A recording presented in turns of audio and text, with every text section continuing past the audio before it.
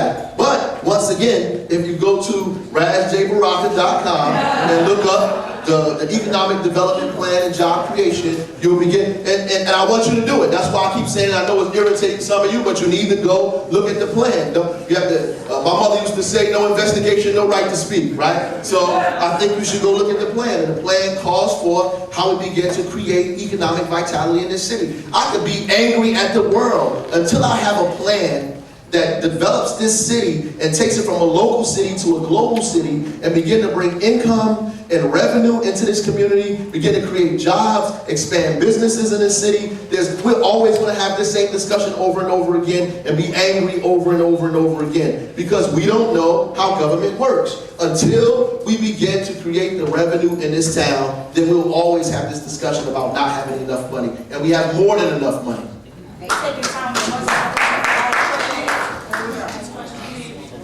To be frank, I'm really not going to listen to too many lectures from Councilman Brock about who's angry. Councilman is probably the most angry person in the city of York for the last 25 years. So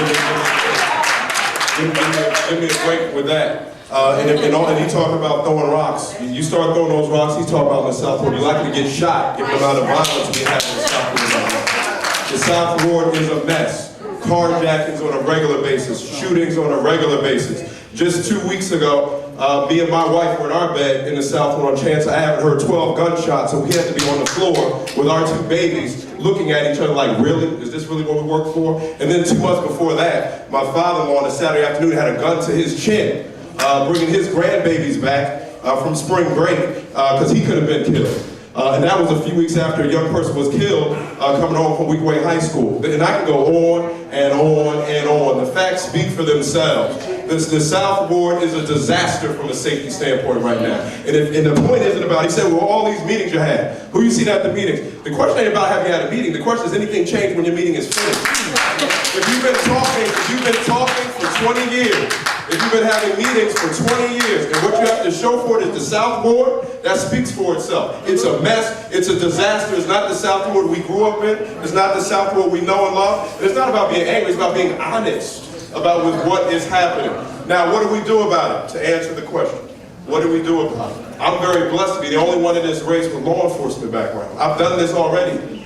I was a counsel to the Attorney General, 3rd in the AG's office. I helped oversee the crime plan for the state of New Jersey. Our plan had prevention, enforcement, and reentry elements. Prevention, we invested in after-school programs, job training, youth bill. We expanded drug courts in an unprecedented way, which meant that nonviolent drug users received treatment rather than imprisonment. On the enforcement side, we got cops out of the cars. We put more cops on the street. We held them accountable day by day with data about what they were doing. We didn't make political decisions about assignments and posts. We made decisions based upon data and the quality of the service that the office of the state police were providing to the residents of the city of New Jersey. We also invested 3rd on reentry, so prevention, enforcement, and reentry. We did job training programs in Newark, Trenton, and Camden, drug treatment programs. We made sure that the Labor Department and parole were talking together in unprecedented ways so there was a seamless transition when people came out. By doing all of that, by holding folks accountable on a day-in and day-out basis, we reduced violent crime 3 years in a row throughout the state of New Jersey. We reduced recidivism by 26% throughout the state of New Jersey. See, we have a record. See, meetings are a beautiful thing. Meetings are nice, meetings are important. But if after the meeting is done, nothing changes and things just get worse, that's not helping anybody. We have a record of getting things done. And when you're hiring a mayor, you're not hiring somebody to convene meetings. You're not hiring somebody to give speeches. You're hiring somebody to run the city of Newark in a way that creates more jobs for Newarkers, that creates safer streets and neighborhoods for Newarkers, and that creates high-quality public schools for Newarkers. I have a record of doing that, and that's exactly what we're going to do in this election. Thank you very much. I'm going to allow Mr. Rockers asking that he wants to rebut this, what he just said. No more rebuttals? No, no more rebuttals. We're going to ask questions. I'm going to give you time. It's early. Can someone tell me, give me a time it is?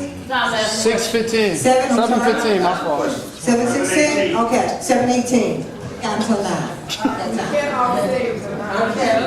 Okay, I'm going to try and open it up to you guys around 8 o'clock. So you guys will be able to ask questions. But I wanted the residents to get their questions in first. Okay, elected, what provisions will you make to ensure young people have summer jobs, internships, and enrichment programs? I believe, It's right, I said, Shavar's turn.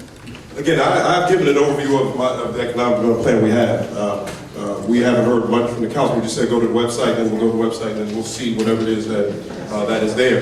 But the economic development plan I talked about is rooted in in a variety of different things, including 3 demands we're going to make in terms of anyone who receives a tax abatement from the City of Newark, any entity that receives a tax credit facilitated by the City of Newark. 1 was jobs for Newarkers. 2 was contracting and procurement opportunities for Newark-based businesses so they can grow and then also hire Newarkers. But then 3rd was the piece to answer Ms. Ballard's question, was internships and apprenticeships for our young people. You know, again, I'm very blessed to have a range of experience. I have experience as a prosecutor, I have experience on safety. I also have tons of experience in youth development. We founded a public charter school. I was the president of the school board. I was the president of the Boys and Girls Club. So I have a long record of making sure we have opportunities for young people. But you facilitate that by enforcing the requirements in terms of making sure you get an abatement, you get a credit. That's taking money out of your pocket and giving it to the corporation. We do that only if we were going to get the return on the investment. And those returns are not only jobs, not only contracting opportunities, we need these opportunities in the summit for our young people. And I have a record of doing that, because again, it's not just talk, it's not about having a meeting about it, it's about getting it done. And these are things that we've gotten done already. Thank you very much. The way the professor talks about his state crime plan, it must not include the South Florida. The way he talked about how horrible the South Florida was, he must have had a plan that reduced crime in every part of the state except the South Florida. But the real point, because that's completely disingenuous, right? And that's good to say as a politician. So what's disingenuous is that crime has gone up around the city. Even though the numbers are saying crime is down, numbers say crime down in Newark, numbers say crime down in East Orange, numbers say crime down in Irvington, but crime is not down because we're still feeling it. And if you looked at the report that Michigan State did, they showed how crime moved from one part of the city to the South and West Ward. We have been fighting that in our meetings for a long time and creating the kind of thing that we need. We created partnerships with the county. We opened up the police, the new police precinct through fighting and fighting and fighting. We put more cops on the street to walk the beat. We put the walking rides in place. We began to get them, I know we put cops on the street because one of our meetings that we had at the church on Chancellor Avenue put a cop on his block. Put a cop in his neighborhood. So there's a cop, Peppers, that they love, that walks around that neighborhood, that we had a meeting about, and community people at the meeting asked for him specifically, and he was put on the block. That's a fact. So that's a real fact. So those meetings also got senior citizens to come to the freeholder board to demand that county police come on Chancellor Avenue. So those meetings have been productive. But my plan that I'm telling you to go to is wage a full-scale campaign to put the chronically unemployed to work. That's number 1. Number 2, create a deputy mayor for full employment. 3, spin off new businesses from our research institutions. Use our university and hospital communities as engines for growth. Ensure jobs for the unemployed on all city-funded projects. Create a better educated workforce. Reduce dropouts. Provide microloans to grow small businesses. Develop local small business assistance teams. Encourage immigrant, minority, and female entrepreneurs. Revitalize neighborhood retail corridors, not just downtown. Leverage our international seaport and redevelop our waterfront. That is a list of things that you should go look at that I didn't have time to go into. And I think that he should go look at it as well.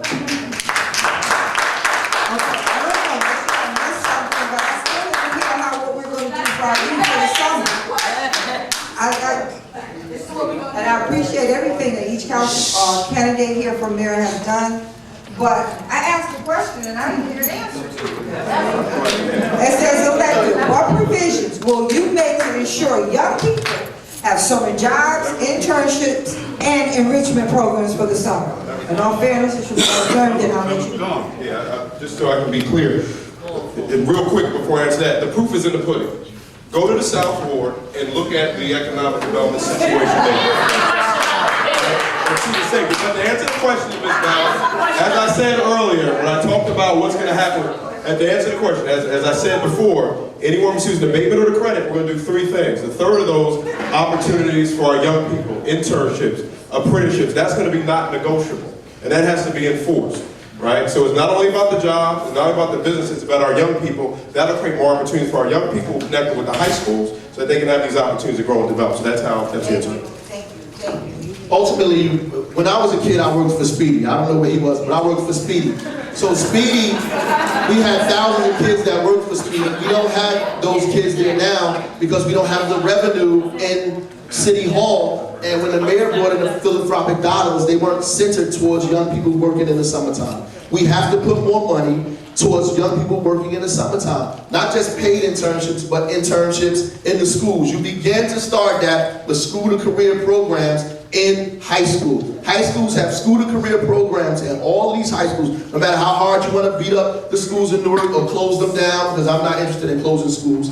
So there's school-to-career programs in these schools, and we have to begin to have a school-to-career pipeline. So at Central High School, we have 10 scholarships that we got from NJIT because of a meeting we had with them, and they gave us 10 scholarships.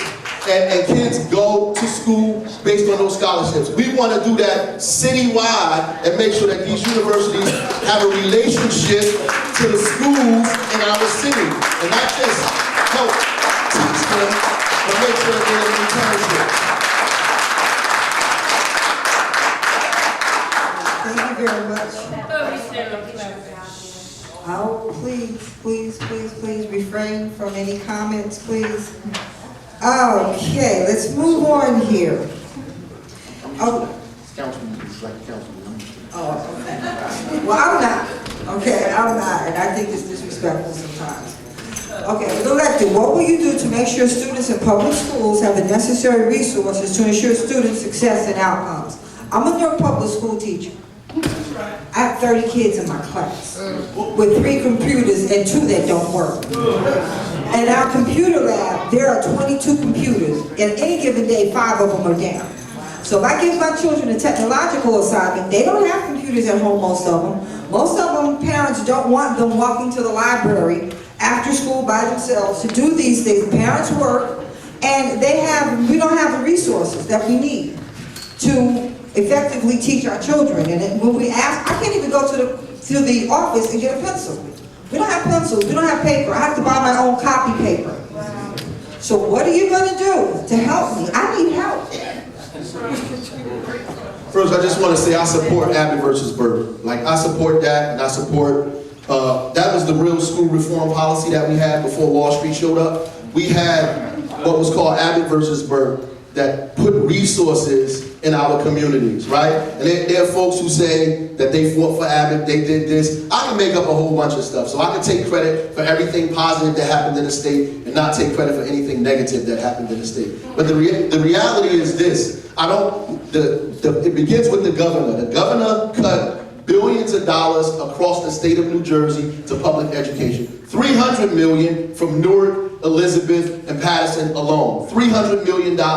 It begins there. That's number one. Secondly, this policy that they have on the EWPS list down at 2 Cedar Street is fiscally irresponsible, and it hires 2 people on the same line. That has been going on and has not been talked about by these folks on the board who were there. That's number one. And that has created a situation where we have less and less dollars. You have to lay off teachers, expand students in the classroom. You have teachers with 30 kids, 25 kids in the classroom who are teaching the hard-to-teach kids in school. So their thing is to close schools down. I heard the professor say one time that if we don't close a school is genocide, which is ridiculous to me. Closing a school is like closing a hospital. What we need to do is put resources in the school to revitalize the school to make it work. That's not the bold thing to do. Kemi Anderson says the bold thing to do is close the school. The bold thing to do is get your butt in there to make sure the school works. That's the bold thing to do.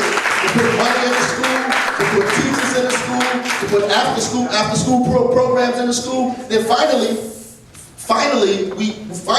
this whole idea that they're saying that Mr. Baraka is coming to close down every charter school in America. That's the most ridiculous notion I ever heard of in my life. But what I do want to say is that these folks have put charter parents against traditional public school parents and created a war in this city and are taking money.